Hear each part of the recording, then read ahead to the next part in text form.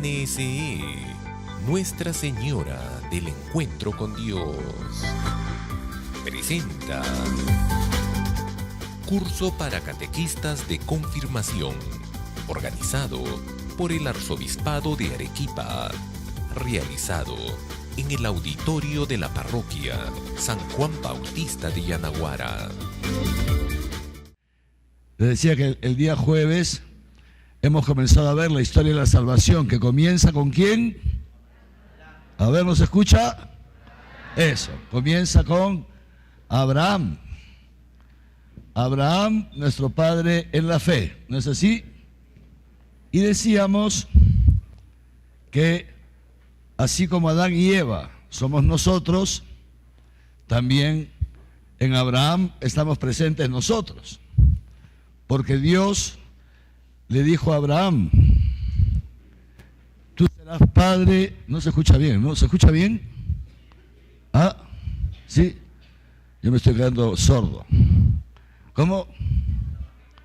Está muy bajo. Aló, aló, aló. ¿Está mejor? ¿Estás enfermo? Pobre está. Bien. Pucha, que me da frío verte, voy a mirar para acá. Ya. Entonces, le decía, Dios le dice a Abraham, ¿no? A través tuyo serán bendecidas todas las naciones de la tierra. Y haré de ti un pueblo más numeroso que las estrellas del cielo y que las arenas del mar. Y esta palabra de Dios se ha cumplido en nosotros.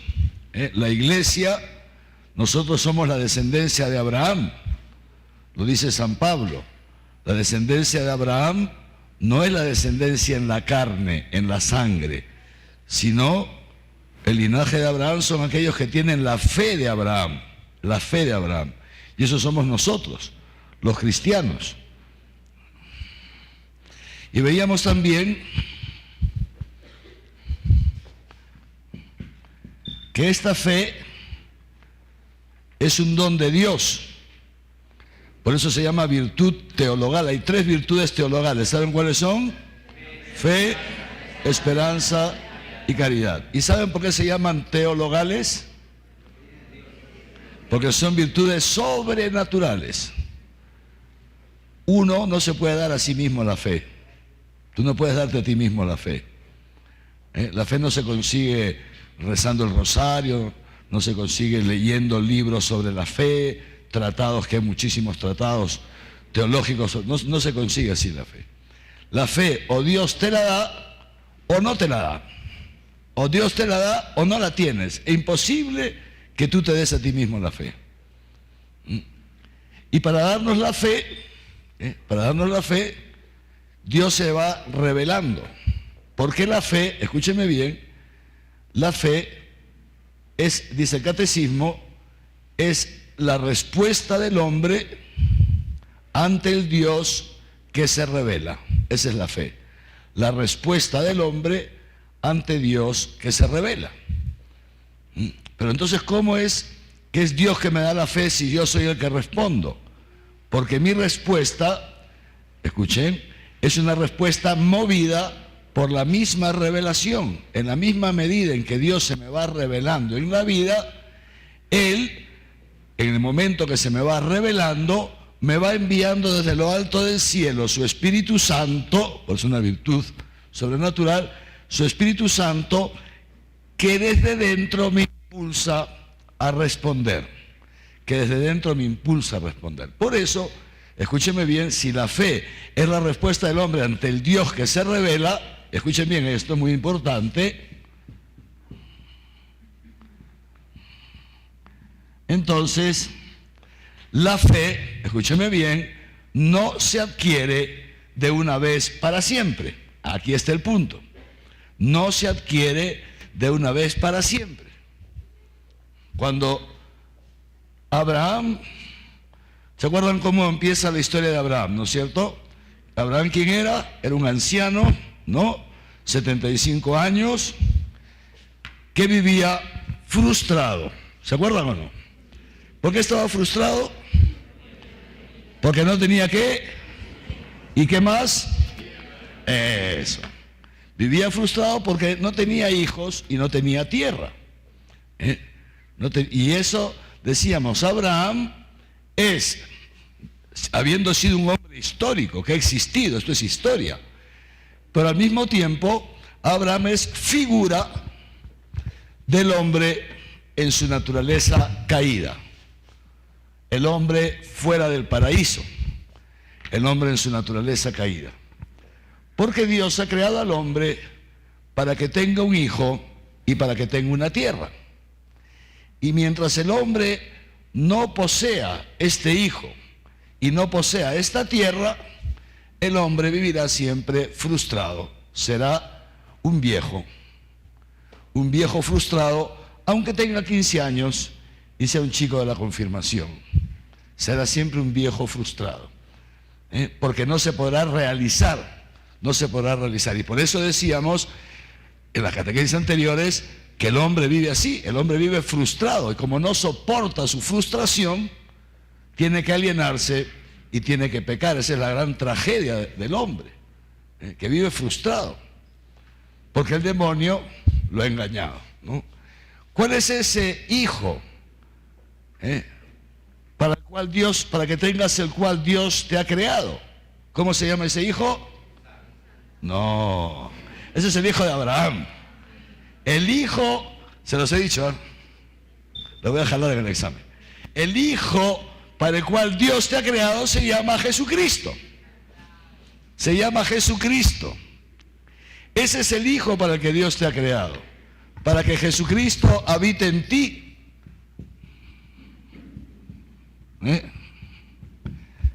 Dios te ha creado, se los he dicho varias veces, con sola naturaleza humana.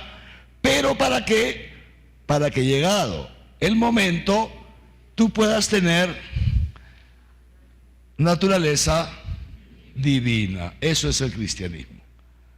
San Pablo lo dice con una frase: no soy yo el que vive, es Cristo el que vive en mí. Eso es un cristiano, que tiene dentro un hijo que se llama Jesucristo.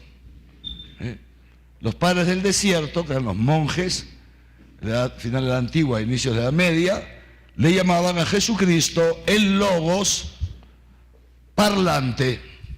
El Logos, la palabra, ¿qué habla? ¿Qué habla?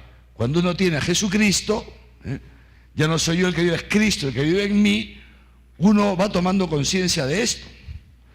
Por eso es tan importante no vivir corriendo deprisa. Cuando uno vive deprisa no se entera de nada. No tiene tiempos de oración, no tiene tiempo de contemplación, no tiene tiempo para escuchar, porque está siempre con ruido en el oído, con ruido, mucho ruido, la radio, la televisión, el internet, cosas, escuchándose uno mismo, a sí mismo, pensando, no tiene tiempo. El cristiano aprende a ir más despacio. Una cosa estupenda. El cristiano no tiene que ser presbítero ni monja, y sabe a lo largo de su jornada tener ratos de oración, momentos de silencio. ¿Qué haces cuando te levantas? ¿Qué es lo primero que haces? No en la teoría, sino en la práctica. ¿Sabes lo que haces? El aparatito. A ver, ¿qué mensajes tengo? El WhatsApp. ¿Sí o no? El WhatsApp. O la televisión. Y empieza toda la bulla. Y no escuchas. Cuando uno va aprendiendo a ir más despacio, a disfrutar de la vida, entonces, si tiene a Jesucristo, escucha que Jesucristo le habla. Tienes el Hijo dentro. Para eso te ha creado Dios. Dios no te ha creado para que seas el gerente general de Cerro Verde.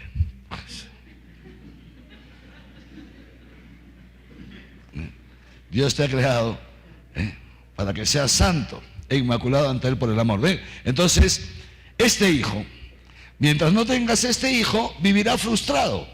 Vivirá frustrado, y esta es la realidad del hombre. Como Abraham vive frustrado porque no tiene este hijo que es Jesucristo y no tiene esa tierra. ¿Para qué tierra te ha creado Dios? ¿Cómo se llama esa tierra? El reino de los cielos, efectivamente. el reino de los cielos. Y entonces les decía, ¿cómo se adquiere ese hijo? ¿Cómo es posible que llegara a esa estatura de Pablo? Ya no soy yo el que vive, es Cristo el que vive en mí, se los digo de verdad. O sea, cuando Cristo vive en ti, tú lo notas. O sea, uno lo nota. Porque Cristo actúa, porque Cristo habla, es el logos parlante, te habla. Y tú notas que dentro de ti hay otro. Como una mujer, cuando está embarazada, nota que dentro de ella hay otro. Hay otro que se mueve, que tira sus pataditas. Nota, es impresionante. Hay una comunicación entre la madre y el hijo, porque el hijo está en sus entrañas. Es lo mismo con el cristiano. Jesucristo está dentro de ti y tú lo notas. Notas que hay otro, que no eres tú, que actúa a través tuyo. Es impresionante. Y entonces, les decía, para esto nos ha creado el Señor. Para esto nos ha creado, para esto, este hijo y esta tierra. Y nos la va dando a través de la historia. A través de la historia. La fe no se adquiere de un momento para otro. La fe es un proceso. La fe se va adquiriendo poco a poco. Cuando Dios llama a Abraham, Abraham hace un primer acto de fe. Va corriendo a su casa, le dice a su mujer, mujer, nos vamos. Ese es un primer acto de fe. Pero ahí todavía, Abraham todavía no ha llegado a una fe adulta. ¿En qué momento podemos decir que Abraham ha llegado a una fe adulta? ¿Se acuerdan? Cuando levanta la mano. ¿Cuánto tiempo ha pasado desde aquí hasta aquí? ¿Cuánto tiempo ha pasado? ¿Quién se acuerda? Claro. Ha pasado cerca de 40 años. Cuando Dios llama a Abraham, Abraham debe tener unos 75 años, ¿no? Cuando nace Isaac, se supone que tenía unos 100, ¿no? Dice la Escritura. Y cuando Dios le dice que lo mate, tendría unos 15 años, digamos así. Fíjense. O sea, ha habido Abraham, Dios ha hecho con Abraham todo un recorrido, a través del cual Dios se le ha ido revelando poco a poco. Y en ese recorrido, no es que Dios se le ha aparecido a Abraham todos los días, no. Se le ha aparecido 4 o 5 veces en 40 años, como veíamos el otro día. Cuando lo llama, cuando vuelve no sé qué, le hace la promesa, cuando vuelve no sé cuánto, 4 o 5 veces, no más. No más. Se le ha aparecido, o sea, le ha hablado. El resto de tiempo que ha hecho Dios, esto es muy importante, hermanos, porque el cristianismo no es una espiritualidad desencarnada. No. Dios se manifiesta en la historia. Esto es algo que aprendió el pueblo de Israel con mucho sufrimiento y que aprendemos también los cristianos, ¿no? Dios tiene un lenguaje. Y el lenguaje de Dios es la historia. Dios habla a través de los acontecimientos de la historia. Ahí se nos va revelando, en los acontecimientos de la historia. Y entonces Dios se va revelando a Abraham. Y Abraham va acogiendo esa revelación, va fiándose de Dios, va haciendo el siguiente acto de fe, el siguiente acto de fe. En este proceso, decíamos el otro día, Abraham se equivoca también se equivoca, ¿no es cierto? Cuando va a Egipto y hace creer y miente, haciendo creer que Sara es su hermana, porque no se fía de Dios, no hace el acto de fe en ese momento de que Dios lo podía salvar de esta situación ante el faraón, no hace el acto de fe, trata de solucionar sus problemas con su fuerza, con su inteligencia, con su viveza. Y al final, no sé si ya leyeron esa parte de la Biblia que les mandé en su casa, y al final termina peor, porque el faraón termina enfadado con él, porque se da cuenta que le ha mentido y se tiene que escapar. O sea, cuando el hombre trata de solucionar las cosas de su razón y en su fuerza, le va peor, ¿no? Y luego, ¿cuándo se ha equivocado otra vez Abraham? ¿Se acuerdan? Con la esclava. Al querer echarle una manito a Dios, ya que Dios no funciona, será que yo tengo que poner de mi parte. Yo tengo que poner de mi parte. A Dios rogando y con el mazo dando. ¿No? ¿Está en la Biblia? No. ¿Lo han dicho ustedes? Sí. Desgraciado. Eso. A Dios rogando y con el mazo dando. Tengo que poner de mi parte. Pácate, se arma un problema terrible. La Agar se vuelve insoportable. La Sara se pone celosa. Y el pobre Abraham al final tiene que echar a su hijo de la casa. Impresionante. O sea, este camino, ¿no? Este proceso, este camino, este itinerario, es un itinerario que tiene sus momentos de dificultad y en los cuales Abraham también se equivoca. Pero escuchen una cosa. Y esto es muy importante. ¿Y por qué se los digo? Porque eso es lo que te pasa a ti también. Y no tienes que angustiarte. Si tú quieres ser cristiano, ¿por qué tú quieres ser cristiano? ¿Sabes por qué? No porque tú seas Superman ni porque seas mejor que nadie. Es porque Dios te ha llamado a ser cristiano. Es Dios el que te ha llamado desde toda la eternidad. Aunque tú no te hayas enterado y creas que estás aquí porque eres el mejor del barrio, la verdad es que estás aquí porque, como Abraham, Dios te ha llamado. Se ha valido de mediaciones humanas, las que fueran, con lazos humanos los atraía, dice Dios a través del profeta. Son lazos humanos, circunstancias humanas, pero es Dios el que te ha llamado. Es Dios el que te ha llamado. Y entonces, y te ha hecho comenzar a caminar en tu historia, tratar de caminar en presencia de Él. Y les digo una cosa, nos equivocamos, ustedes se equivocan, yo también me equivoco. Tantas veces no nos damos cuenta que ahí está Dios, no nos fiamos de Dios, no trascendemos, tantas veces queremos solucionar las cosas nosotros en nuestros puños, en lugar de fiarnos de Dios, y luego nos salen las cosas peor. Entonces fíjense, les decía esto, o sea, Dios se va revelando, el hombre va respondiendo. Unas veces responde bien, otras veces responde mal, otras veces no responde. Pero Dios, esto les tenía que decir, pero aquí hay una cosa muy importante, que Dios hace una alianza con Abraham, ¿se acuerdan, no? Y esa alianza, escúcheme bien, es irrevocable. La elección, dice San Pablo, es irrevocable. O sea, Dios eligió a Abraham y Dios ha estado con Abraham en las buenas y en las malas, como estará contigo. También contigo. También cuando tú te equivoques y cuando te has equivocado, Dios no ha roto la alianza contigo. No la ha roto. Dios ha seguido siendo fiel, aun cuando tú has sido infiel, cuando yo he sido infiel. Dios sigue siendo fiel, porque Dios tiene una elección sobre ti. Esto es muy importante. Muy importante. Entonces, nos caemos y nos levantamos, nos damos cuenta que nos hemos equivocado y regresamos sobre nuestros pasos. Eso se llama la conversión. Y así poquito a poquito vamos aprendiendo a caminar de la mano de Dios, como Abraham fue aprendiendo poquito a poquito.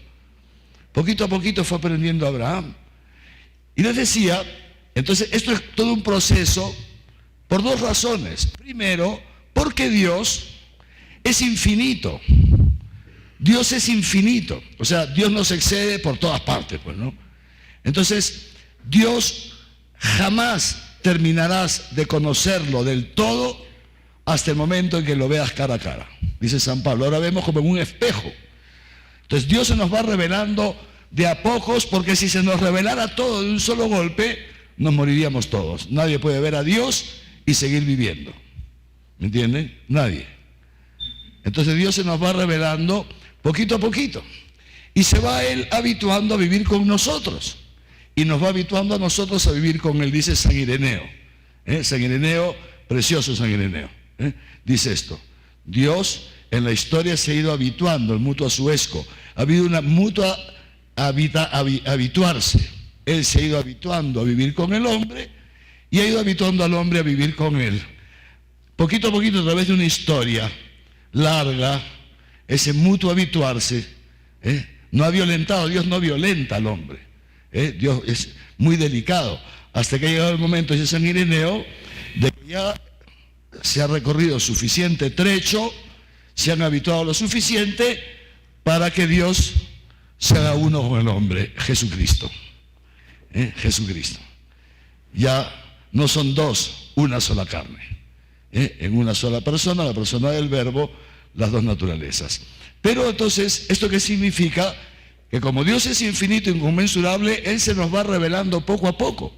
Y en la medida que se nos va revelando, espera de nosotros esa respuesta. La respuesta del hombre ante Dios que se revela. Por eso la fe nunca está cumplida del todo. La fe siempre está llamada a crecer. a crecer. El día que los bautizaron a ustedes, les preguntaron a sus papás y a sus padrinos. El sacerdote que los bautizó les hizo una pregunta. ¿Qué nombre le han puesto a su hijito? Así empieza el bautismo, ¿saben? ¿Han ido a algún bautismo alguna vez o no? Ni se han enterado, ¿no? Así empieza. El sacerdote, estamos muy contentos porque tenemos otro bebito, muy bien, eso se llama la monición. Y luego empieza el rito, comienza diciendo así: ¿qué nombre le han puesto a su hijito, a su hijita? María Fe, muy bien, María Fe. ¿Y qué piden para María Fe? ¿Para qué vienen a la iglesia? ¿Qué cosa quieren? Son las 3 de la tarde, la hora de la siesta, ¿qué cosa quieren? ¿Qué piden para María Fe? Y le dice, la fe. Y el sacerdote les pregunta, ¿y por qué quieren la fe para María Fe? Vamos a cambiar el nombre, María Cristina. ¿Por qué quieren la fe para María Cristina? ¿Por qué? ¿Qué le da la fe a María Cristina? Y los papás y los padrinos responden, la vida eterna. La fe te da la vida eterna. Y en esa medida en que la fe, en que tú vas respondiendo a ese Dios que se revela, Dios se te va revelando, tú vas respondiendo, poquito a poquito empieza a crecer dentro de ti esa vida eterna. ¿Saben qué significa la vida eterna? ¿Qué es la vida eterna? Una vida que no se acaba, que no se acaba. La vida eterna es la vida divina, la vida de Dios. Tú participas en la vida divina, una vida que no se acaba. Participas en la victoria de Jesucristo sobre el pecado y sobre la muerte. Sobre esa muerte que decíamos en la catequesis de Adán y Eva, que te impide amar. Por eso, ¿en qué se nota la fe? La fe, ¿en qué se nota? Dice Santiago, en las obras.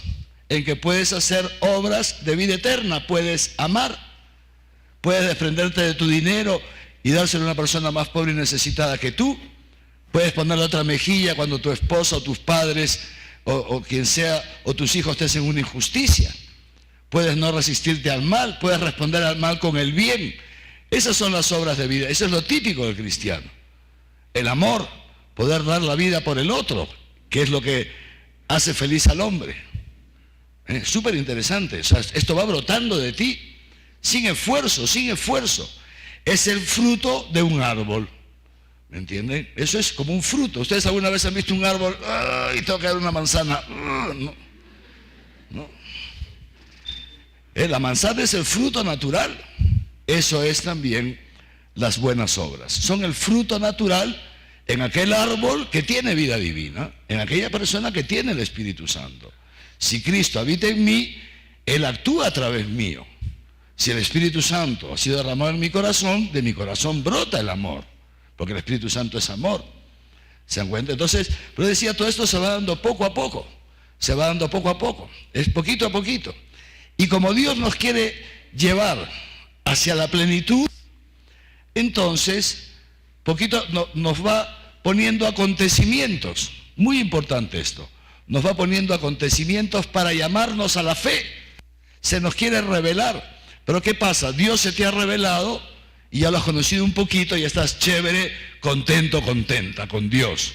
¿Me entiendes? Ya tienes a tu Diosito, a tu Diosecito, ya lo tienes aquí y estás estupenda, contenta. Cosquillitas en el corazón, chévere. Levantamos las manos, sacamos los pies, movemos el potito, todos contentos. Claro, pero ¿qué pasa? Que esa fe todavía es una fe infantil, todavía es una fe incipiente. Dios te quiere dar la vida eterna. Y entonces Dios se te va a seguir revelando, se te va a seguir revelando. ¿Cómo hace Dios para revelarse, para llevarte al acto de fe? Entonces poquito lo va haciendo de distintas maneras y llegará un momento, una cosa estupenda, para que Dios se te pueda manifestar, te tiene que poner en situaciones, escúcheme bien esto, en situaciones que humanamente tú no puedas resolver.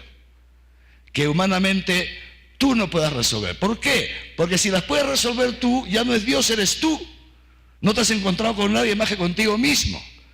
Muchas situaciones las puedes resolver tú solo y está estupendo y Dios te ha dado la capacidad para que lo resuelvas. Pero si Dios quiere que tú lo conozcas en toda su plenitud, te irá poco a poco, y esta es la vida cristiana, te irá poco a poco metiendo en situaciones que tú no puedas resolver.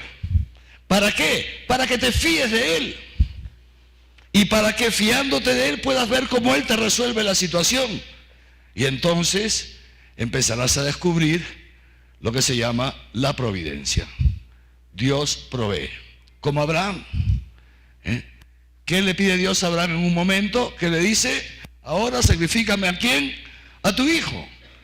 ¿Eso humanamente tiene solución? No tiene solución, compadre. O levantas la mano o no tiene solución. Impresionante. O no tiene solución. Y entonces Abraham, fíjense, un momento muy difícil. ¿Y esto por qué les digo? Porque muchas veces es ahí donde nos quebramos. Y frustramos la historia de salvación que quiere hacer Dios con nosotros cuando Dios nos pone en situaciones difíciles, en situaciones de sufrimiento, en situaciones que exceden nuestra razón, que exceden nuestra capacidad. Y ahí está, y ahí estás tú, porque está tu libertad, ¿no? Y humildemente lo dice el catecismo. ¿Saben lo que dice el catecismo? Que mucha gente, fíjense, mucha gente duda de la existencia de Dios a causa del sufrimiento. A causa del sufrimiento y a causa del mal en el mundo. El mal que puede ser de dos tipos. El mal físico, la enfermedad, o el mal moral, el pecado, la maldad, la corrupción de la gente. Mucha gente duda de Dios por esto. Dice, ¿cómo puede ser posible que exista Dios? Que exista Dios que supuestamente es todopoderoso y es amor y es bueno. Si Dios que existe, es todopoderoso y es amor, ¿cómo puede ser posible que permita la trata de niños? Que está de moda, ¿no? O sea, son cientos de millones de niños. El otro día han chapado en Lima a una pareja de esposos que traficaban con niños, con niñas, que las captaban por Facebook, ¿no? Luego las raptaban y las prostituían, niñas de 12 años, 11 años. Yo les digo una cosa, pónganse, como he dicho muchas veces esto, pónganse en la piel de esas niñas. Una niña de 11 años que con engaños la traen y termina una niña de 11, ¿cuánto tiene? Sí, de 11 años, con un hombre de 40, 50, 60, penetrada. O sea, por favor, ¿me entiendes? Que es un sufrimiento horroroso la pobre criatura, horrible, horrible. Y hay otros países en que se hace eso con niños de 3 años, los trafican. Es impresionante, ¿no? O sea, hay sufrimientos horribles en el mundo, sufrimientos horrorosos, horrorosos. Y entonces hay quien dice, si Dios no existe, ¿por qué? Porque o no es todopoderoso o no es bueno. Porque si fuera bueno y todopoderoso resolvería esa situación, no permitiría que haya ese sufrimiento. No permitiría. Entonces Dios, dice el catecismo esto, ¿no? O sea, entonces hay gente que dio el amor de Dios por esta razón. El sufrimiento en este sentido, el mal en el sentido del mal moral, del pecado, ¿no? Mucha gente pregunta eso, Monseñor, ¿por qué Dios permite el mal en el mundo? Me preguntaban el otro día, me preguntan con cierta frecuencia. ¿Por qué Dios permite el mal en el mundo? Interesante, muy fuerte, ¿no es cierto? El mal como mal moral y el mal como sufrimiento, la enfermedad. El mal físico, la enfermedad. ¿Por qué Dios te manda un cáncer? ¿Por qué Dios no sé cuánto? ¿Por qué? Y uno se pregunta, ¿no? Impresionante. Son momentos, fíjense ustedes entonces, el mal, en algunas de sus vertientes, llegará también a nuestra vida. Porque te hacen una injusticia, porque te da una enfermedad, porque te botan del trabajo, no tienes cómo llegar a fin de mes, cómo pagar el colegio de tus hijos, a lo mejor los tienes que sacar de la universidad porque no puedes seguir pagando, se te viene la suegra a vivir a la casa, dices, ¿qué mal he hecho yo? Y no te das cuenta que ahí Dios te está buscando. Ahí está el tema, porque no sabemos el lenguaje de Dios. Y entonces muchas veces es un problema serio. Si este señor, este hermano, hablaría ruso, me podría estar mentando a la madre y yo estaría sonriéndole, porque no le entiendo el lenguaje. ¿Me entiende? Y eso pasa muchas veces con nosotros. No entendemos el lenguaje de Dios y no nos enteramos que es Él el que nos está hablando a través de la historia, porque Dios habla a través de la historia. Esto es muy importante. A lo mejor alguna vez te hablo al corazón, sí, sin duda, también. A la cabecita, también, pero mucho cuidado, porque a lo mejor eres tú mismo.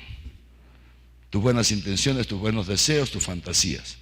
Pero hay algún lenguaje que es incontestable, los hechos de la historia, lo que tú no te has buscado. Dios te va hablando a través de esa historia. ¿Y para qué te va hablando? Como Abraham. Se la pone cada vez más difícil, esto es el punto. Te la pone cada vez más difícil, como a Jesucristo. Se la pone cada vez más difícil, cada vez más difícil, cada vez más difícil. ¿Para qué? Para que puedas hacer el acto de fe.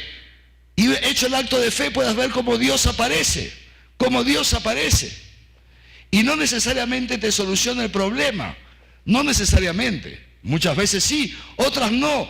Te hace caminar más allá del problema. Esto es lo grande del cristianismo. O sea, yo les decía, no es que Dios sea la lámpara de Aladino, que cada vez que tengo un problema froto, me rezo un rosario y aparece la Virgen María. Decía el otro día el Papa, que hay tanta gente ahora que la Virgen María se le aparece, está de moda. Y decía el Papa, la Virgen María no es una cartera que está siempre llevando y trayendo mensajes del cielo. El Papa Francisco es muy sencillo para hablar, ¿no? Dice, cuidado con tantos mensajitos de la Virgen María, que ella no es cartera.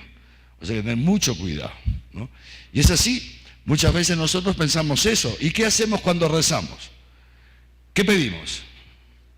Salud, dinero y amor. Te pido un poquito de salud, Señor, para poder seguir manteniendo mi familia. Un trabajito, no te pido millones, un trabajito digno, ¿no? Eso. Te pido por mi esposo para que no me saque la vuelta. Te pido que me des esta chica que me gusta. Salud, dinero y amor. Los ídolos de este mundo. Fíjense ustedes. Jesucristo, cuando sus apóstoles le dicen, Señor, enséñanos a rezar, como Juan enseñaba a sus discípulos, ¿qué les dice? Cuando quieran rezar, levanten las manos y digan, Padre nuestro, no sé qué, hágase tu voluntad. No, haz tú mi voluntad, no. Hágase aquí, en la tierra, tu voluntad. Como lo hacen los ángeles y los santos en el cielo, que la hagamos también nosotros aquí en la tierra. Esa es la oración del cristiano. Señor, hágase tu voluntad. Como Jesucristo, en el huerto de Getsemaní. ¿Cómo reza Jesucristo? Padre, si es posible, aparta de mí este cáliz. Padre, si es posible, si está en tu santa voluntad, ayúdame a superar esta enfermedad para poder seguir criando a mis hijos. Si es tu santa voluntad, ayúdame a conseguir un trabajo para mantener a mi esposa y a mis niños que no tengo cómo pagar. Si es tu santa, pero que no se haga mi voluntad, sino la tuya. ¿No dice ese Jesús? Si es posible, aparte de mí este cáliz, pero que no sea mi voluntad, sino la tuya. Señor, al final, tú llevas mi vida. Y es impresionante, porque les decía esto, o sea, Dios poquito a poquito nos irá metiendo en situaciones difíciles. ¿Para qué? Para darte la oportunidad de hacer ese acto de fe, de fiarte. ¿Qué dice Abraham a Isaac? ¿Se acuerdan? Cuando Isaac le dice, papá, todo estupendo. Tenemos la leña, tenemos el cuchillo, tenemos los fósforos, pero ¿qué nos falta? ¿Dónde está el cordero? Le dice Isaac, que era más ingenuo, el pobre Isaac no se había dado cuenta. ¿Y qué le dice Abraham? Dios proveerá. Esa es la respuesta del hombre a las situaciones difíciles. Esa es la respuesta del cristiano, esa es la respuesta de la fe ante situaciones sin salida. Dios proveerá. ¿Cómo tener un cuarto hijo?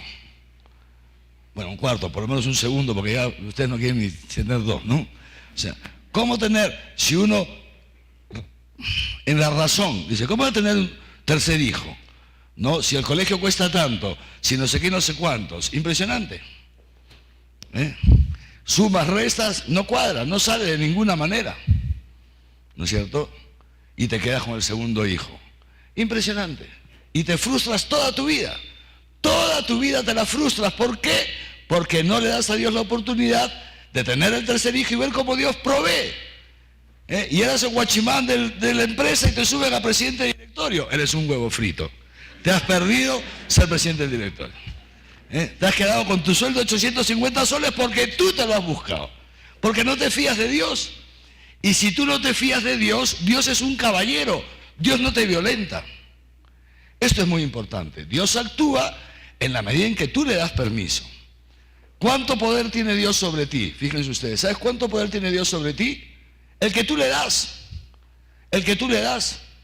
Si tú le quieres dar mucho poder, tendrá mucho poder y verás maravillas, maravillas. Si tú no le quieres dar poder, Dios no puede actuar porque tú no lo dejas. Y vivirás siempre contigo mismo, con una fe raquítica, frustrado. Vivirás siempre en tu esfuerzo, en tus fuerzas, siempre tú, pobrecillo. Tú contigo, lo más contrario al cristianismo. En cambio, si te fías de Dios, una cosa estupenda, verás a Dios actuar, ¿no es cierto? Y entonces decíamos, hasta llega ese momento, ¿no? O sea, ese momento en que Dios le dice a Abraham, ahora tu hijo, o sea, ya déjate de vainas, ¿no? O sea, tu hijo, que es lo que dirá después Jesucristo, porque este Dios del Antiguo Testamento es el Dios de Jesucristo. Este Dios son tres personas distintas, un solo Dios, el Verbo, Padre, Hijo y Espíritu Santo. Y este mismo Dios es el que a nosotros los cristianos nos dice esto: el que ama a su hijo o a su hija más que a mí no es digno de mí, no puede ser cristiano. Si uno no está dispuesto a levantar la mano para sacrificar a su hijo, no puede ser cristiano, jamás vas a ser cristiano. El que ama a su padre o a su madre más que a mí no es digno de mí.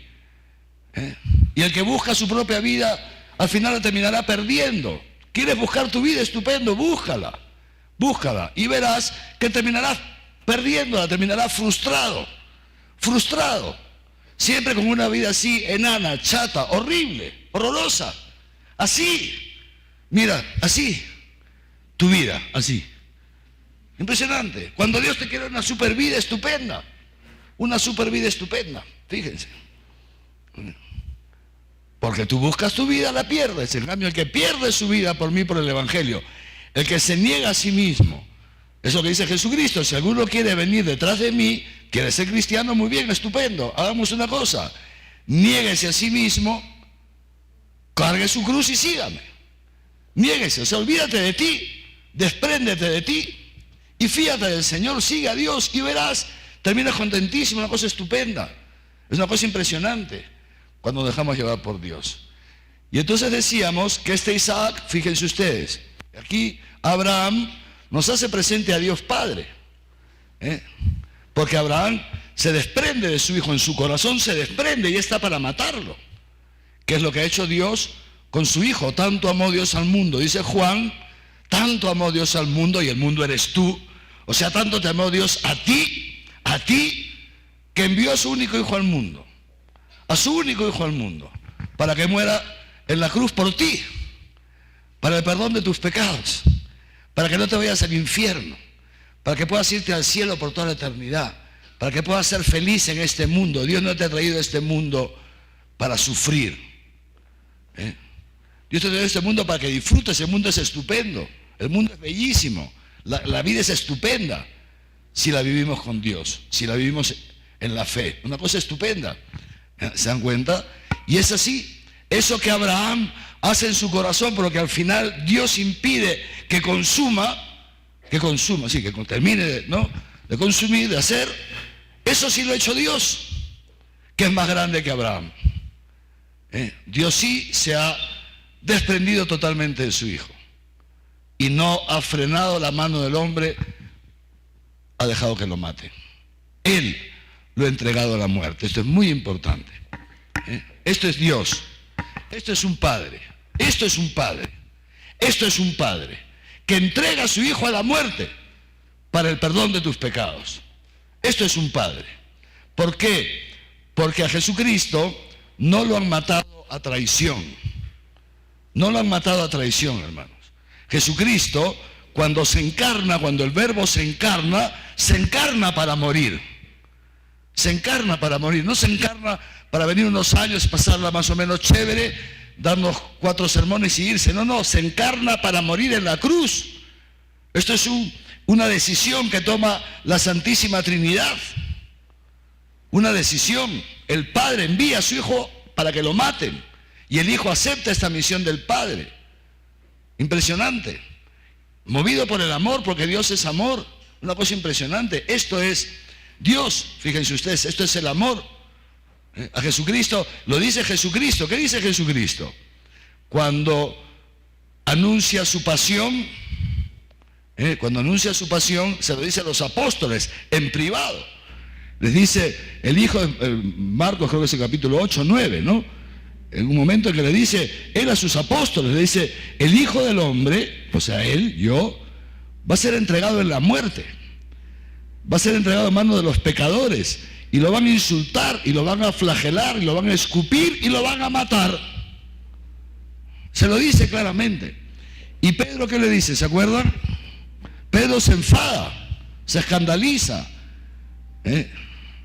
Y como era el jefe de la banda, ¿no? Porque era el primero de los apóstoles, le dice, lo corrige a Jesucristo delante de todos. Por eso es que está en los evangelios.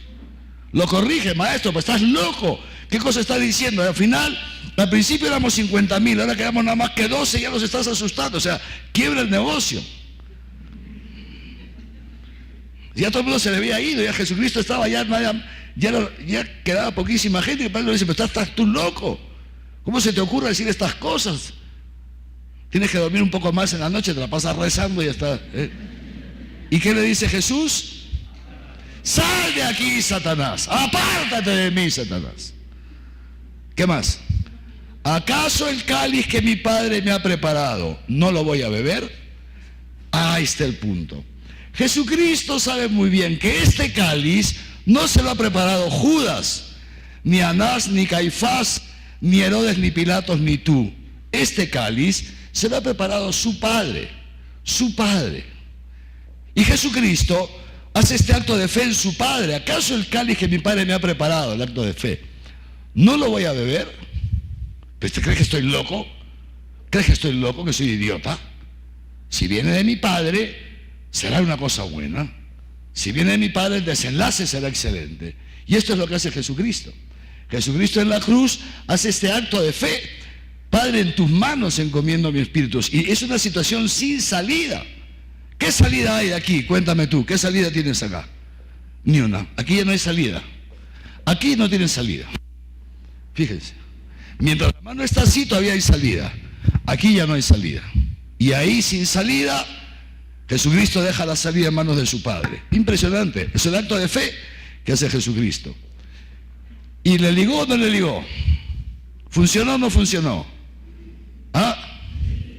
No están seguros, ¿no? Claro que funcionó. Claro, parecía que no. Parecía que no. Se muere el pobre. Muere. Impresionante. Un fracaso. Todo mentira. Un desastre. Es impresionante esto. Impresionante. Los apóstoles se van cada uno por su lado. Bueno, ya se habían ido, ¿no? Lo habían dejado más solo. Los discípulos de Maús lo pone clarísimo, ¿no? O sea, eso ha pasado el viernes en la tarde.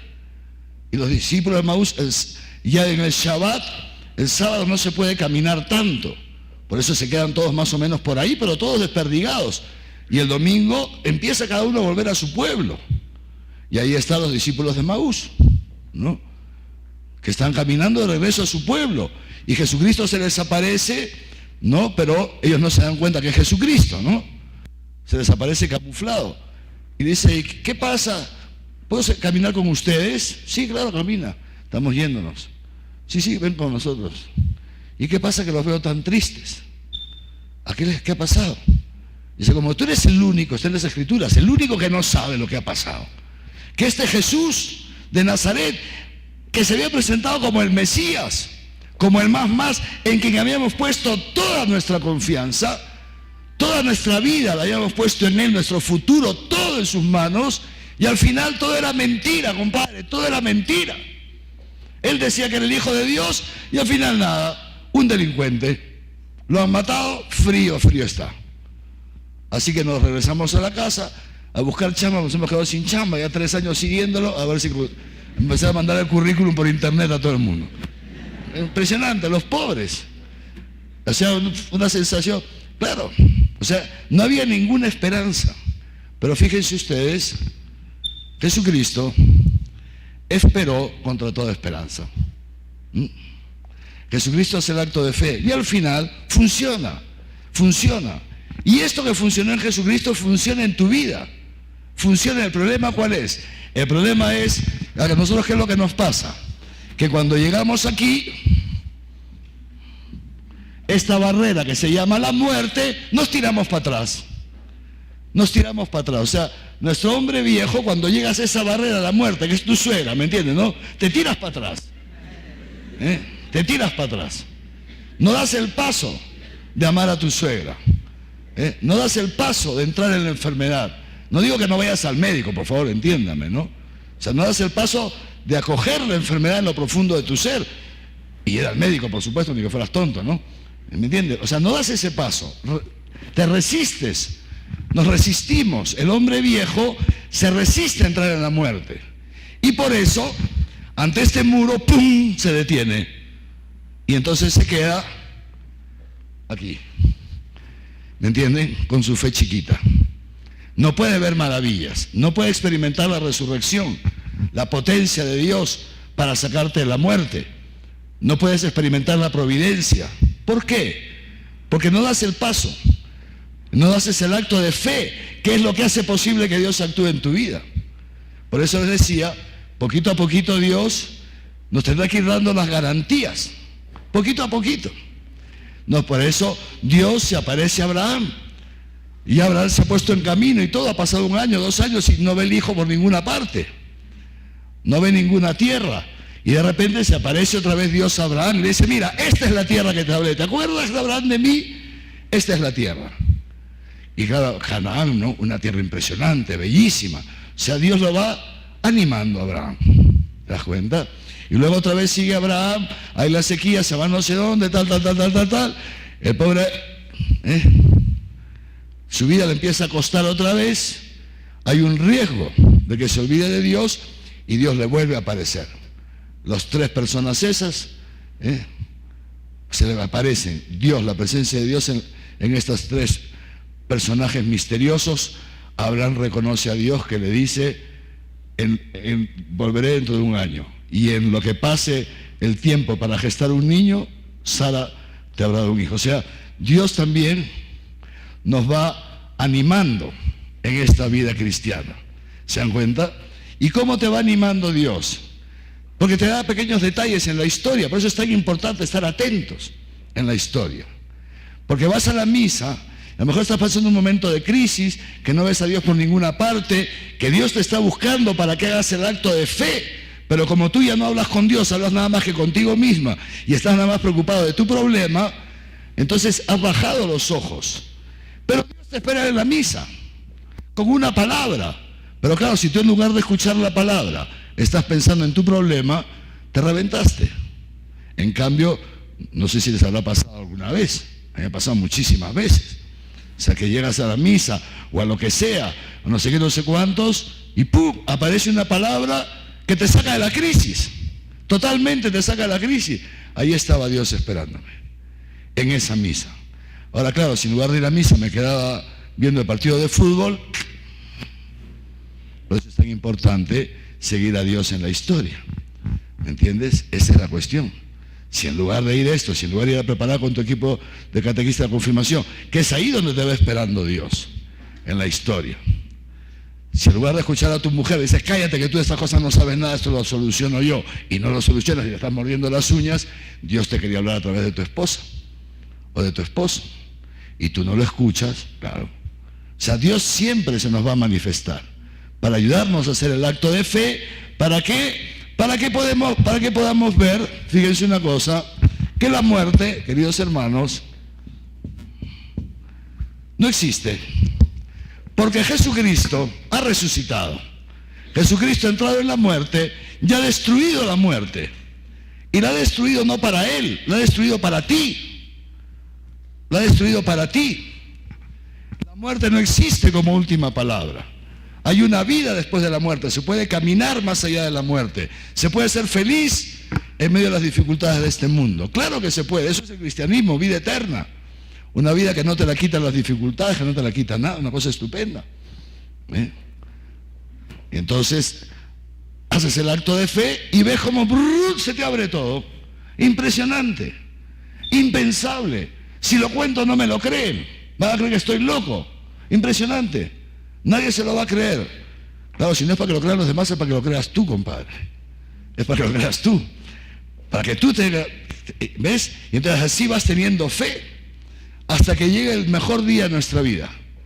¿Saben cuál es el mejor día de nuestra vida? Es la muerte, que todo el mundo le tiene miedo a la muerte. Que es el mejor día. ¿Por qué? Porque ese es el día en que Dios nos llamará para hacer el acto de fe definitivo. Una cosa estupenda. O sea, ya dice San Pablo, ya me queda poco, ya voy a partir, una cosa estupenda, voy a partir a recibir la corona de la victoria. La corona. Me espera, dice San Pablo, una corona. Una cosa estupenda. Por eso les contaba que la iglesia primitiva, cuando se murió un cristiano, no estaban todos desconsolados teniendo que tomar, ¿cómo se llama esa pastilla? Tramadol. Ansiolíticos. Los velorios son así, a la pobre viuda la tienen dopada. ¿Entiendes? ¿Por qué? ¿Por qué? Impresionante. Uno le tiene miedo a la muerte. Los primeros cristianos, cuando alguien se moría, lo enterraban cantando, porque se llamaba el dies natalis, el día del nacimiento. Nuestro hermano ya nació, la mama Pacha, la mama Tierra, esta vida, Dios lo ha gestado a través de la iglesia y ahora la iglesia lo da luz en el reino de los santos. Ya llegó a la meta. Una cosa estupenda. Es el mejor día de nuestra vida. En ese momento que te estés muriendo, acuérdate de mí, cuando no te olvides. Acuérdate de esta catequesis. Cuando estés muriendo, acuérdate que es Dios el que te viene a buscar. ¿Para qué? Para que como Jesucristo le digas, Padre, en tus manos encomiendo mi espíritu. No le encomiendo en las mías. No le encomiendo en mis obras. No en mis méritos. El demonio te va a tentar. El demonio te va a tentar. Es un combate la muerte. Dice San Pablo que toda la vida del cristiano es un entrenamiento para el combate final, que es el día de nuestra muerte. Porque el día que te mueras, que te estés muriendo, el demonio te va a decir, Dios no existe, Dios no provee, todo se termina aquí, todo se termina. Dios no provee, Dios no existe. Impresionante. Aquí hay muchos jóvenes y tal vez nunca hayan pensado en la muerte, pero de todas maneras les va a llegar. Ayer se ha muerto en Trujillo un sacerdote de 28 años con 3 seminaristas chiquillos, muchachitos, 4 en un solo golpe ayer en Trujillo, que se fueron de día de excursión a la playa, ¿no? Porque están de vacaciones, ya la próxima semana entran a clases, y se fueron un día de excursión los seminaristas a la playa, se metieron a bañar y 4 se han muerto ayer. Y el próximo puede ser tú. ¿No quieres ir a la playa el fin de semana? Puede ser tú. Puedo ser yo. Puedo ser yo. Y en ese momento, fíjense, una cosa estupenda. Dios vendrá por ti. ¿Y tú qué vas a hacer? Señor, unos minutos más. Un poquito más. Así, Señor, en tus manos. Y el demonio te va a tentar. Te va a decir, Dios no existe, Dios no provee. Te pondrá delante todos tus pecados. Te vas a condenar, te va a asustar el demonio. Te vas a condenar, ahora te vas a salir, ¿no? Impresionante. Es el momento en que haces el último acto de fe. Impresionante. Y ese es el momento, fíjense qué bonito, el día de la muerte es el día en que tu bautismo se lleva a plenitud. El día en que tu bautismo se lleva a plenitud. Porque en tu bautismo, cuando te echaron esa agüita en la cabeza, fue un signo, una cosa simbólica, de un modo simbólico, te introdujeron con Jesucristo en la muerte. Por eso la iglesia primitiva les contaba, el bautismo era por inmersión, el signo era mucho más visible, que te metan ahí, ¿me entiendes? ¿No? Bueno, yo he bautizado por inmersión, adultos, ¿no? Y es impresionante, claro, un niño también lo bautiza por inmersión, pero el niño es mucho más cuidado. Me acuerdo que un sacerdote metió a un niño así en la piscina bautismal y se le escapó de las manos y por el niño buscando.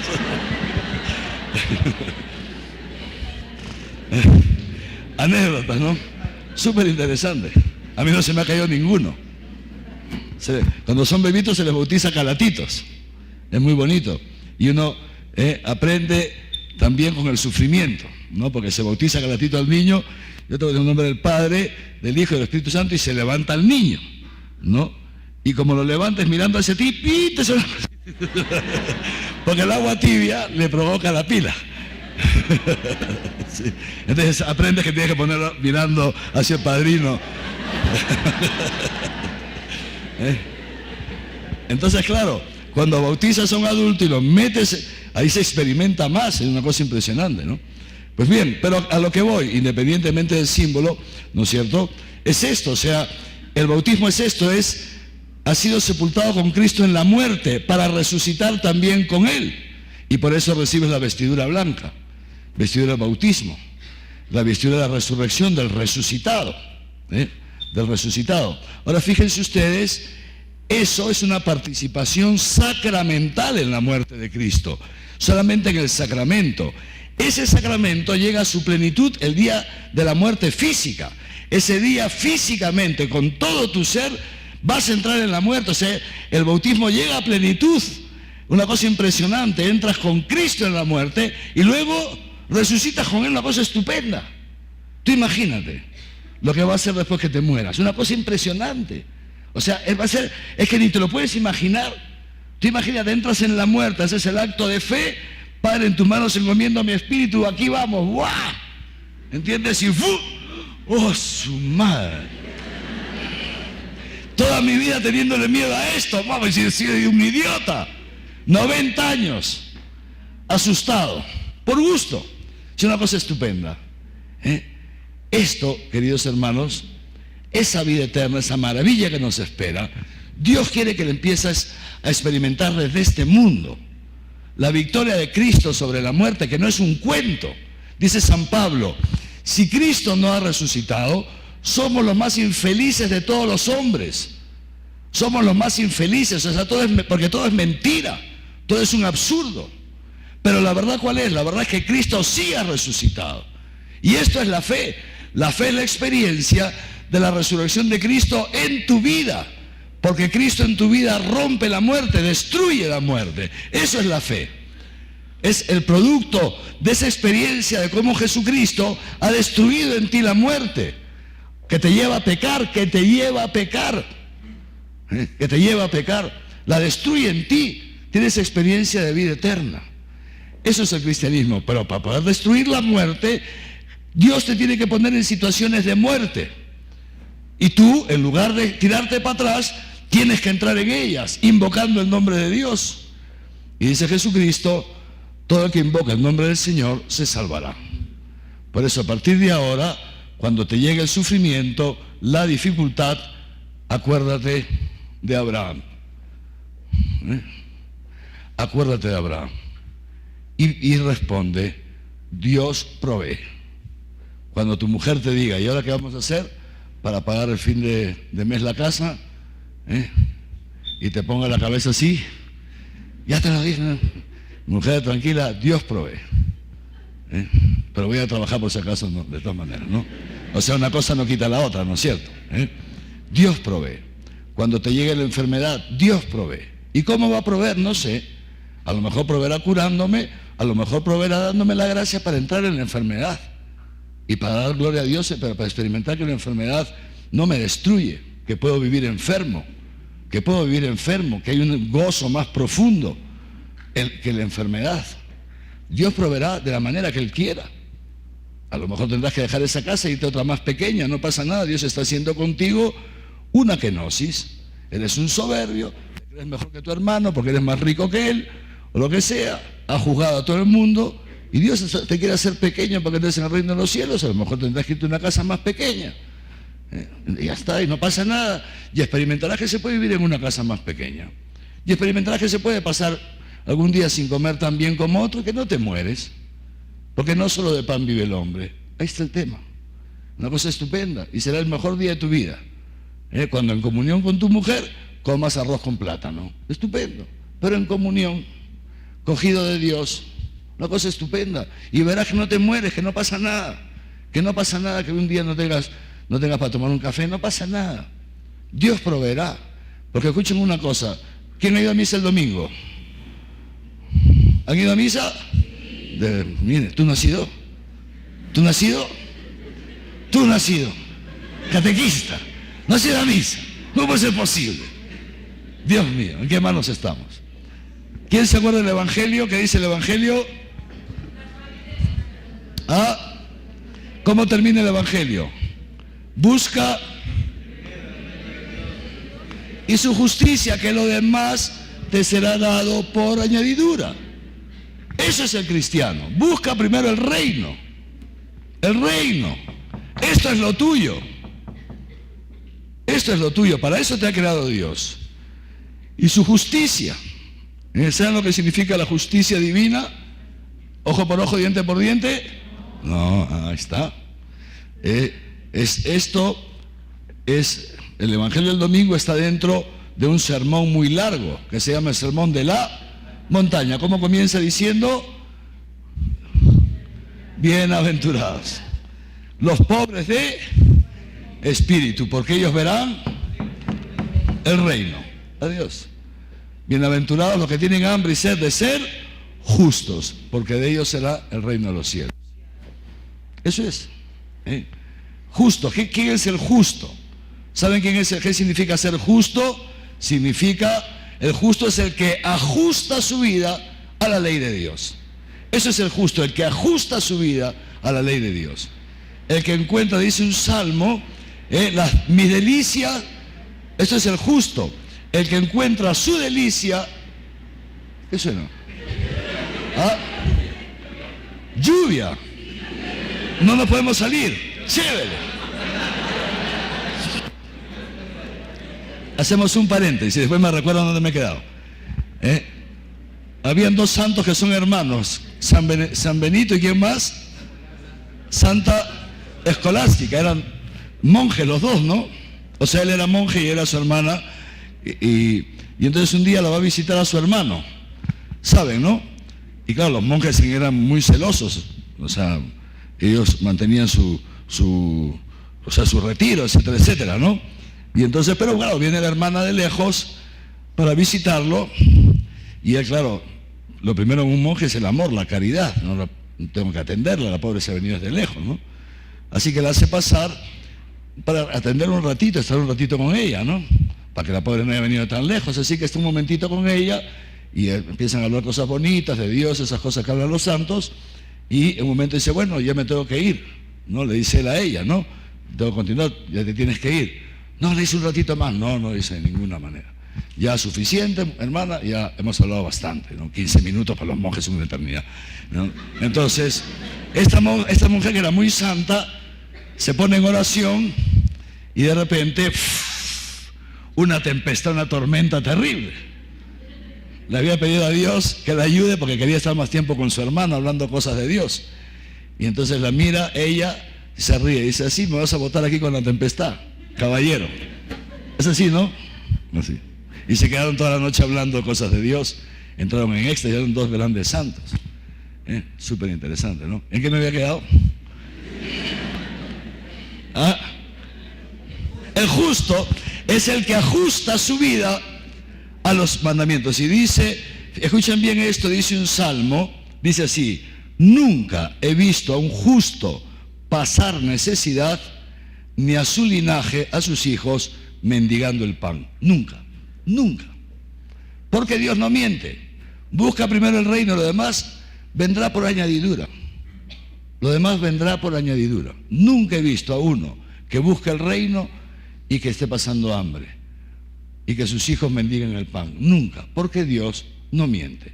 Y si Dios dice, ¿por qué te angustias? ¿Con qué voy a vivir? ¿Con qué voy a comer? ¿Con qué me voy a vestir? De eso se preocupan los paganos, los que no creen en Dios. Tú, preocúpate de otra cosa, de buscar el reino. Y todo lo demás vendrá por añadidura. Y esto es verdad. Dios no puede mentir. Si esa palabra de la Biblia no es verdad, ¿quién me garantiza a mí que lo demás es verdad? ¿Quién me garantiza a mí que la resurrección es verdad? Nada. Por eso es muy importante, en los momentos de dificultad, fiarse de Dios, entrar en la historia. Y ver. Y entonces ahí se va dando la fe, se va dando la fe. Una cosa estupenda. Hasta que llegue el momento que te toca pasar de este mundo, haces el acto de fe y ya entras en la eternidad, que para eso Dios te ha creado, una cosa estupenda. Dios te ha creado para la eternidad, una cosa bellísima. Esa eternidad que se comienza a vivir aquí. Muy bien, estupendo. Entonces, decíamos, ahora vamos a nuestras orientaciones. Puchi, vamos bien atrasados, ¿no? Pero bueno, lo estamos pasando bien de todas maneras, ¿no? Bien. Entonces, ven, y decíamos esto, ¿no? Hemos en la página 19, el número 4, la historia de Abraham, el significado, y hemos entrado más en el significado, y decíamos esto: Abraham es como una figura pálida, muy pálida de Dios, porque Dios al final sí entrega a su hijo. Y Isaac, decíamos el otro día, subiendo al monte, cargado con el leño, es figura de Jesucristo.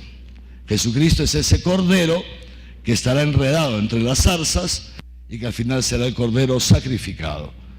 Isaac, figura de Jesucristo, subiendo al monte cargadito con el leño de lo que será su altar para que lo sacrifiquen a él.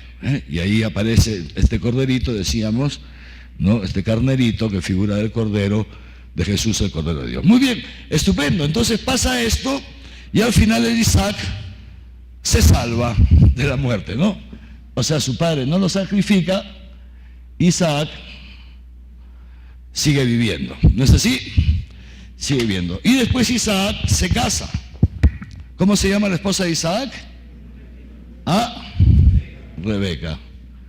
¿Y tiene cuántos hijos? 2. ¿No es cierto? El primogénito, ¿cómo se llamaba? Esaú. Y el segundo, vamos a hablar hoy día de estos hermanos. Esaú y Jacob. Ven, aquí está el número 5. Vamos a entrar ya en el punto 5. Las 12 tribus de Israel. Jacob. Isaac tiene 2 hijos. Esaú, que era el primogénito, y Jacob, que era el segundo. Y conforme a las costumbres de la época, la bendición, porque claro, Isaac había heredado la bendición. Abraham, Dios lo bendice. No, Dios bendice a Abraham, bendito seas Abraham. ¿Ok? Y Abraham le transmite la bendición a su hijo Isaac, no a Ismael, porque Abraham también tuvo 2 hijos, ¿no es cierto? Ismael, que es el hijo de quién? Dice San Pablo, Ismael es el hijo de la esclava. Y el hijo de la esclava no se queda para siempre en la casa, lo tuvieron que echar. En cambio, Isaac es el hijo de la libre. Ese es el que se queda en casa, ese es el que hereda la bendición. ¿Tú hijo de quién eres? Tú. De la esclava, de la esclavitud de la ley, dice San Pablo. ¿Hijo de quién eres? ¿De la esclavitud de la ley? ¿Vives esclavo de la ley? ¿O vives en la libertad del amor? Ahí está el punto. Porque el esclavo no se queda para siempre en la casa. En cuanto puede, se las pica. Solamente se queda en la casa, en la iglesia, el que ha descubierto el amor de Dios. Y por eso es tan importante, les decía también, ¿no?, que la catequesis de confirmación tenga mucho cuidado. Porque cuando uno no prepara bien las catequesis, escúchenme bien, por eso es tan importante preparar bien las catequesis. Cuando uno no prepara bien las catequesis, es igual que cuando un sacerdote no prepara bien la homilía. ¿Tú quieres saber si tu párroco ha preparado bien la homilía? Te doy la clave, ¿quieres? Y después se lo dice y sí. A ver, los seminaristas, ¿en qué se nota que uno no ha preparado bien la homilía? ¿Saben qué? Les voy a explicar. En que te hacen un sermón moralizante. Te hacen un sermón, debes, tienes, el esfuerzo, ¿me entienden, no? Y te enrostran todos tus pecados. En eso se nota que no han preparado. Muchachos, ya saben, ahí están todos los seminaristas del Redentor Mata. En eso se nota que no has preparado bien la homilía.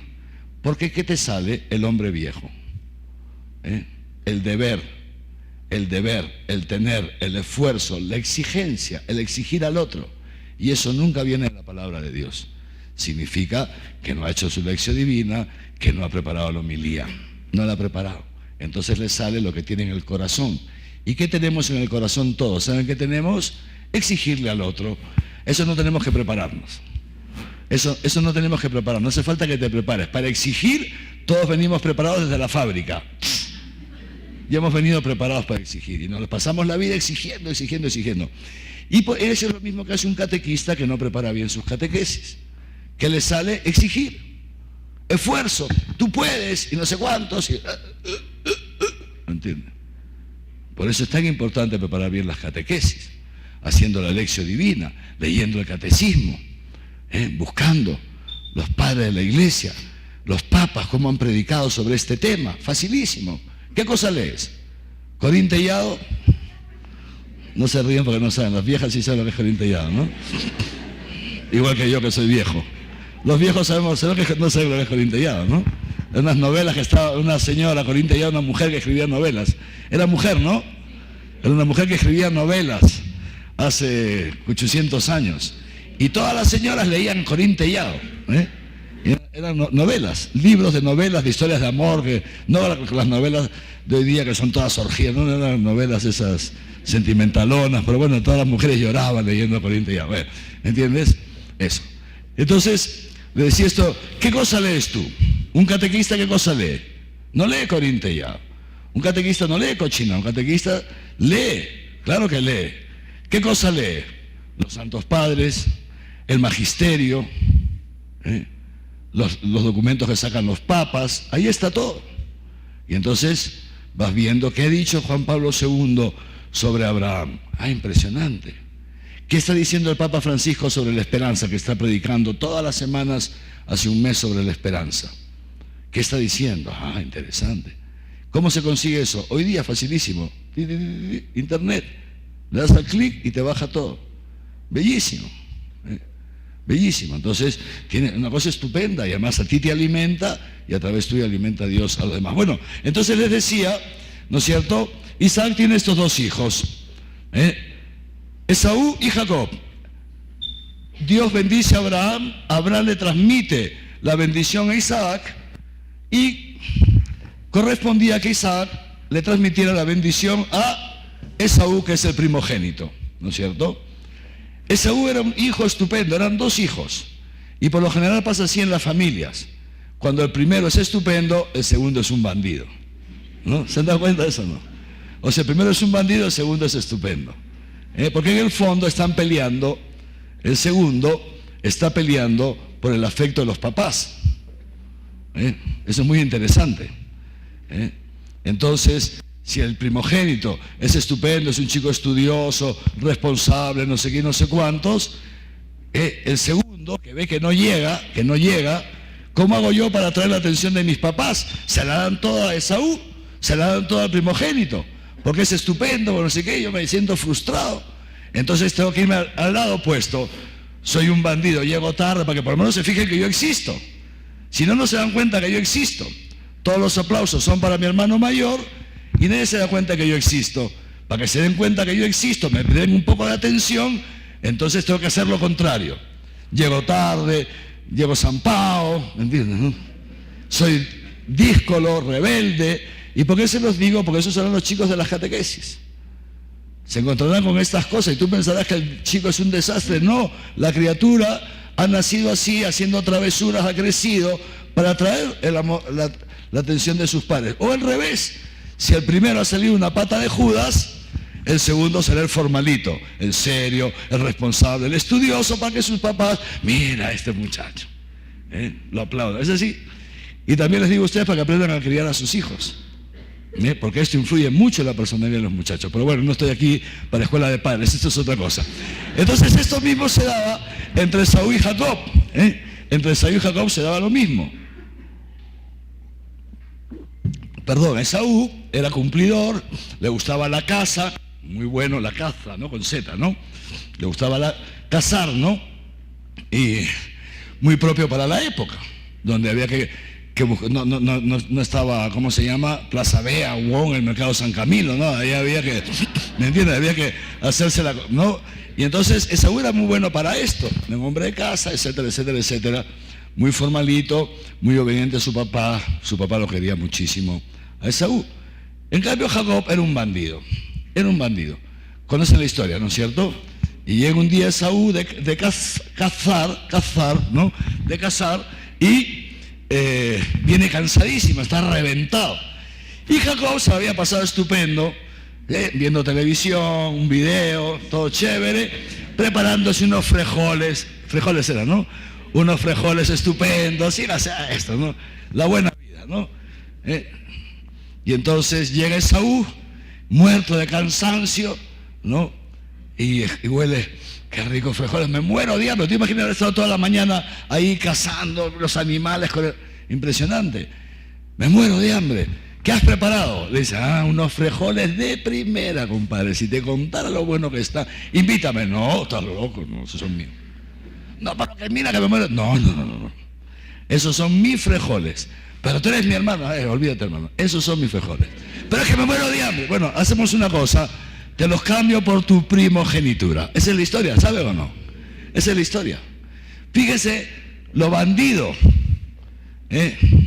por no decir una lisura, lo pendenciero, ya me entiende, que es el Jacob, el desgraciado que se aprovecha de la necesidad de su hermano y le cambia la primogenitura por un plato de lentejas. Fíjense si no es desgraciado, ¿no?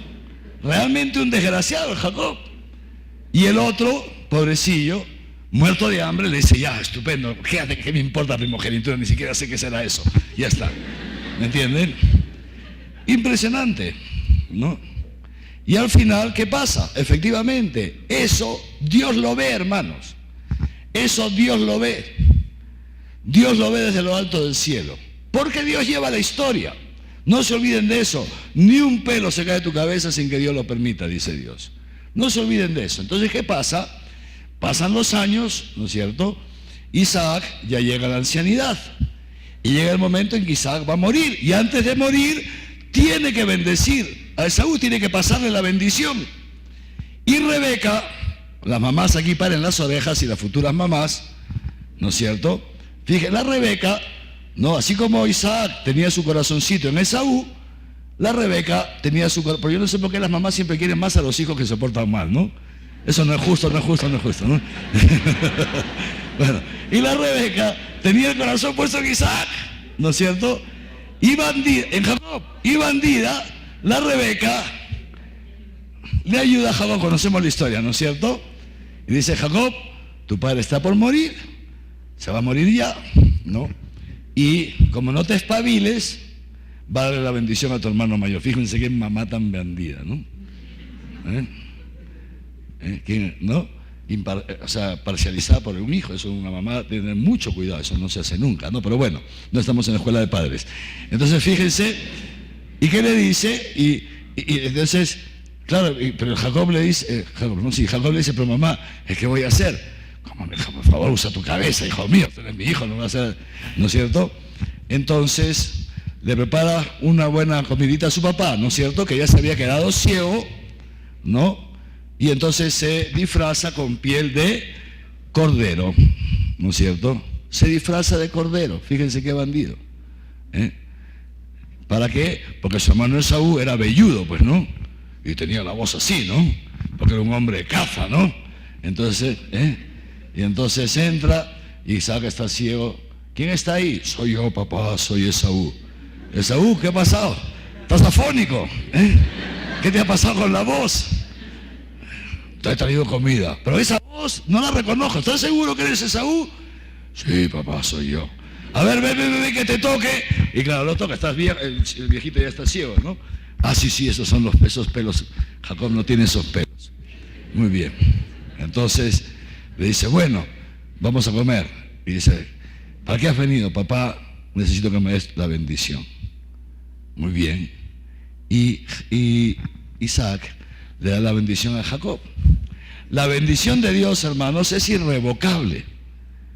Es irrevocable. Y así como la bendición de Dios es irrevocable, cuando uno la transmite a otro también es irrevocable. Por eso es muy importante que los papás bendigan a sus hijos. ¿Cuántos papás hay aquí? Papás y mamás, levanten la mano. Ustedes bendicen a sus hijos. Es muy importante. Muy importante. Antes que salgan de la casa, se les da la bendición. Aunque sean grandes, Se van a una fiesta, se van al fútbol, se van a tomar unos tragos con los amigos, le das la bendición. ¿Me entiendes? Se van a la universidad, les das desde pequeñitos hay que enseñar a los hijos. Porque lo que tú bendices como padre, madre de familia, Dios lo bendice. Esto es muy importante.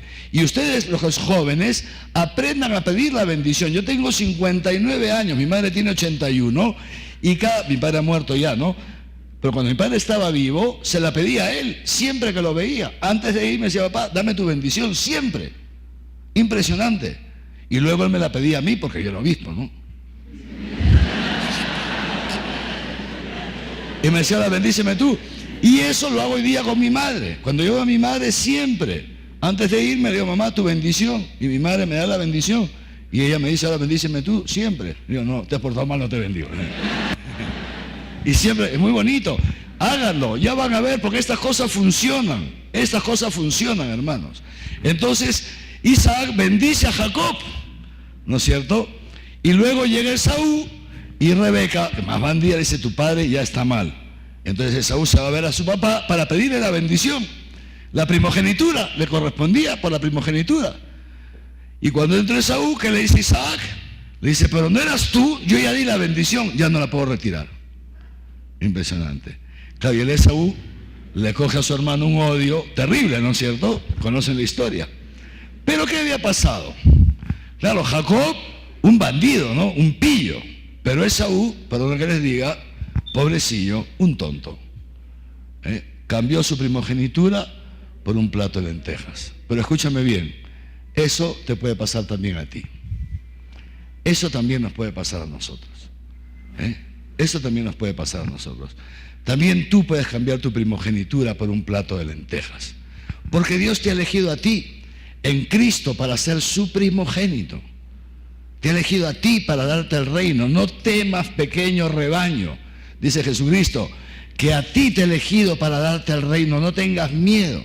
No vendas tu primogenitura por un plato de lentejas. Por no sufrir.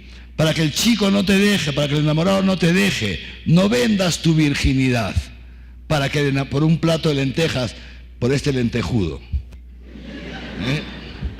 No vendas tu primogenitura, que tú eres un chico que Dios te llamaba a ser cristiano, a ser santo. No vendas tu primogenitura yéndote con los amigos de la universidad a emborracharse y a drogarse como hacen ellos, que a ellos Dios no los ha elegido, a ti te ha elegido. No vendas tu primogenitura por un plato de lentejas. No vendas tu primogenitura haciendo trampa en los negocios para tener un poquito de lentejas y al final no ser cristiano. Cuidado, porque eso que le pasó a Esaú nos puede pasar a cualquiera de nosotros, a ustedes y también a mí, hermanos. Por eso el cristiano camina en la presencia del Señor con, eso se llama el santo temor de Dios. El santo temor no es miedo a Dios, no es miedo a Dios, no.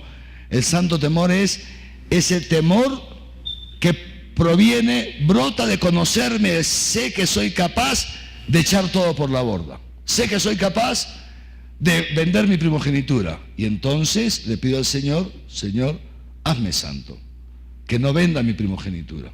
Eso se llama el santo temor, el temor a echarlo a perder todo lo que Dios ha hecho por ti, todo lo que quiere hacer en ti y lo puedes echar a perder. Eso se llama el santo temor de Dios y por eso necesitamos la oración, de eso lo haremos más adelante, ¿no? Muy bien, entonces ya conocemos la historia, muy interesante la historia. Al final Isaac se muere, ¿no es cierto? Y el Esaú dice ahora a por Jacob y lo quiere matar. O sea, no se lo perdona. ¿Quién se lo perdonaría? No se lo perdona y lo quiere matar. Entonces Rebeca, ¿no?, le dice a Jacob, a Jacob, tienes que escaparte porque tu hermano te va a matar de todas maneras. Yo le he visto la pistola, te mata de todas maneras, o sea, te va a matar. Y Jacob se tiene que escapar, ¿no es así? ¿Conocen la historia de Jacob? Es una historia muy bonita, léela en la Biblia, está en el libro de Génesis, después de Abraham y después de Isaac. Y entonces, ¿qué hace Jacob? Fíjense, Jacob se escapa, ¿no es cierto? Y se va donde su tío, porque la mamá lo manda donde el tío, ¿no? ¿Cómo se llamaba el tío? Se llamaba Labán, ¿no es cierto? Entonces llega a la casa del tío, el tío estupendo, tenía 2 hijas, mujeres, le viene muy bien un sobrino que le ayuda a trabajar en el campo, los rebaños, etcétera, etcétera, etcétera, y se lo queda al sobrino. Labán también era otro bandido, es muy interesante Labán, ¿no? Y entonces, Jacob se enamora de una de las hijas del tío, ¿no? Que se llamaba Raquel, ¿no es cierto? Y está enamoradísimo de Raquel. Entonces, muy bien, le hace el plan, como saben hacer los chicos, pues, ¿no? Tal, y ya el fruto está listo, ve que la otra entra en el juego, estupendo. Entonces, le dice a Labán, te pido la mano de tu hija, me quiero casar con Raquel. Y Labán, que era más bandido que Jacob, tenía 2 hijas, la Raquel, que estaba buena por lo visto, y la Lía, que era más fea, que no le daba bola a nadie. O sea, la pobre Lía no ligaba, pero ni con un muñeco, ¿no? Entonces,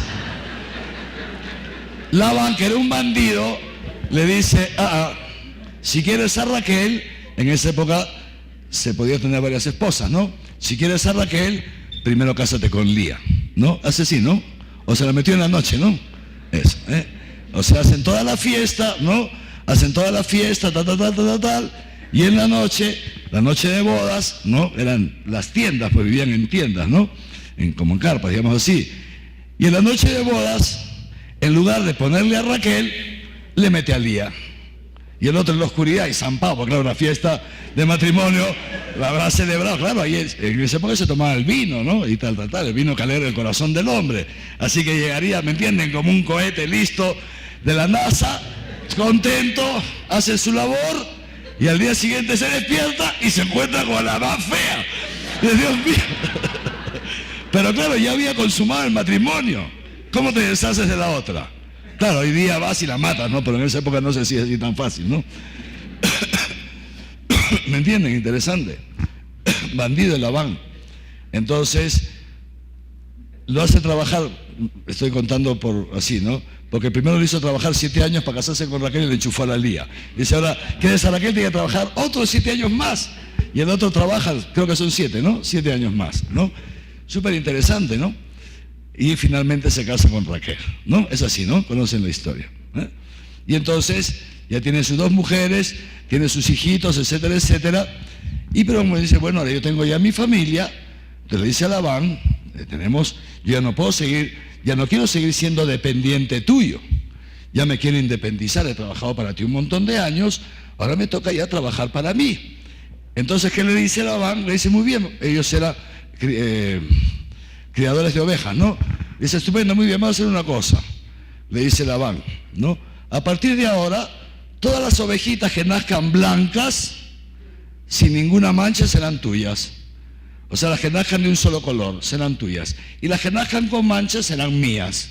Negocio redondo, porque es complicadísimo que te salga una ovejita sin una mancha. Fíjense, el Labán era bandidísimo, ¿no? Y entonces y Jacob, que era más bandido, le dice, estupendo, muy bien. ¿Por qué? Porque Jacob sabía una cosa, que él había recibido la bendición. Eso sabía Jacob, que él había recibido la bendición. Le dice, muy bien, estupendo, acepto. Era un negocio perdido. Uno con la razón no lo aceptaba, el otro quería abusar de él, pero Jacob era más bandido. Dice, muy bien, acepto. Y de pronto empiezan a nacer todas las ovejitas blancas, sin mancha, ¿no? Increíble, eso no pasa nunca.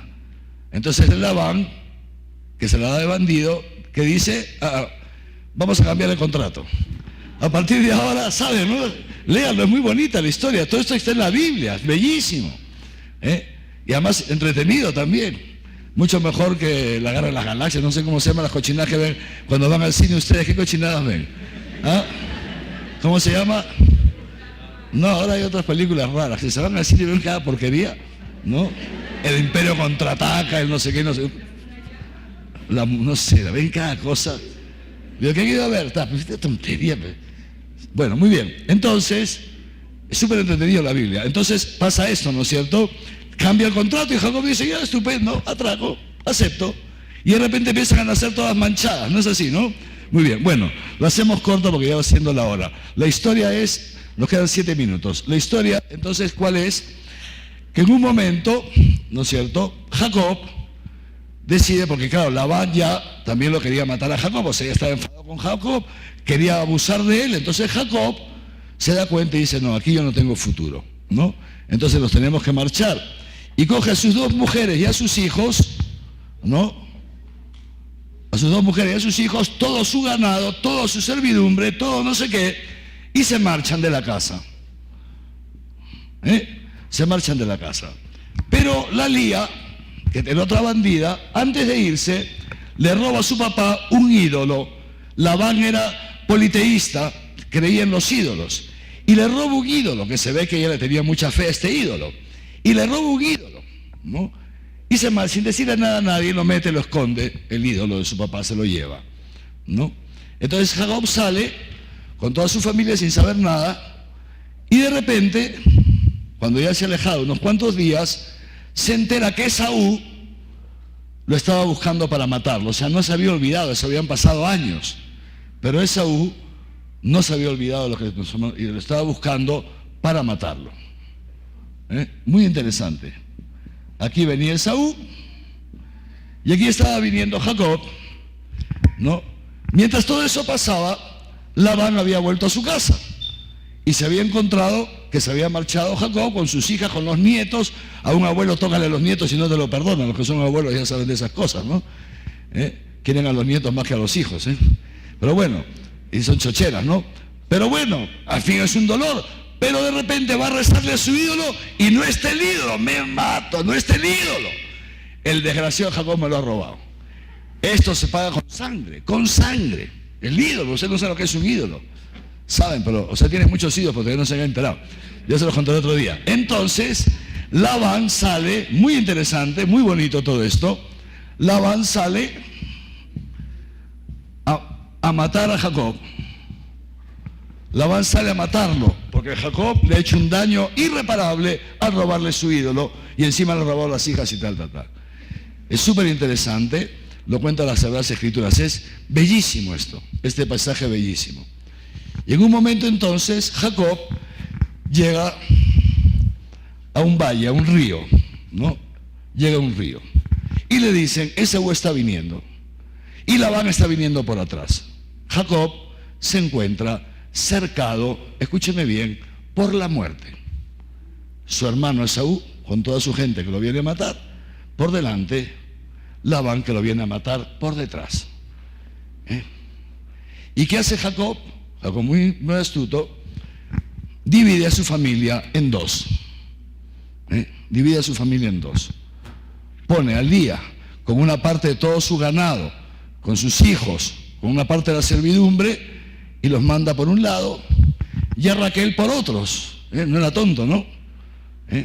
Y algunos sirvientes suyos los manda por delante, donde Esaú, que le lleven unos regalos de parte de él. Fíjense si era bandido. O sea, Jacob súper bandido, súper astuto.